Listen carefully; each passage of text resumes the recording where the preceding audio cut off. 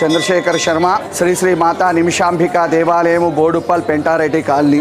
అనాదిగా ఈ అమ్మవారిని సోమక్షత్రియుల కులదేవము. వాళ్ళు భాగ్యనగరంలో ఆలయాన్ని నిర్మించుకోవాలని ఈ బోడుప్పల్ పట్టణంలో స్థలాన్ని తీసుకొని 2006 సంవత్సరంలో ప్రతిష్ఠించారు. వాళ్ళ కులదైవమైనటువంటి అమ్మవారు హోమకుండం నుంచి ఉద్భవించింది. ముక్తాముని సేవిస్తే అని చెప్పేసి ఒక చరిత్ర అనేటువంటిది ఉంది. అనుకోకుండా ఈ దేవాలయము ఆగ్నేయ భాగంలో ఉత్తరాభిముఖంగా ప్రతిష్ఠించబడింది. అంటే యాదృచ్ఛికంగా అమ్మవారు అలా ప్రతిష్ఠించబడాలనుకున్నారు. అమ్మవారి కోరిక మేరకు ఆగ్నేయ భాగంలో వచ్చింది. ఇంకోటి స్థలంలో విశేషం ఏంటంటే విఘ్నేశ్వరుడు నైరుతి భాగంలో ఉన్నాడు. ఈ అమ్మవారి సన్నిధి లోపల విశేషంగా అమ్మవారి గురించి చెప్పుకున్నప్పుడు 2014లో నేను వచ్చేసి అమ్మవారిని ఏ పేరుతో పూజించాలి, అమ్మవారిని ఏ విధంగా ధ్యానించాలని చెప్పేసి ఆలోచిస్తూ మా గురువు గారులను సంప్రదించడం జరిగింది. వారు ఇచ్చిన సలహా మేరకు అమ్మవారు ఆగ్నేయ భాగంలో ఉంది, ఉత్తరాభిముఖంగా ఉంది. ఆమె పేరు నిమిష అంబిక, అంటే పార్వతీ దుర్గా రూపాలు.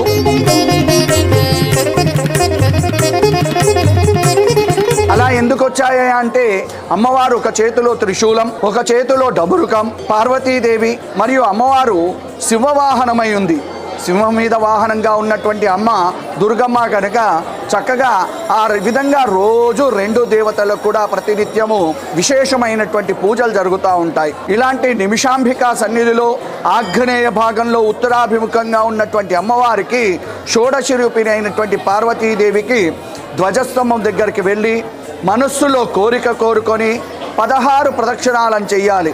కాకపోతే ఇక్కడ ఒక చిన్న విన్నపం అండి, కోరిక కోరుకునేది నిమిషంలో కోరిక కోరుకోవాలి. ఎందుకంటే అమ్మవారు నిమిషాంబిక, నిమిషంలో కోరిక కోరుకొని 16 ప్రదక్షిణాలు చేయాలి. మనం ఎప్పుడైతే అమ్మవారికి ప్రదక్షిణాలు చేస్తున్నామో అప్పుడు పార్వతీదేవి మరియు దుర్గాదేవి యొక్క అనుగ్రహం మనకు ఉంటుంది.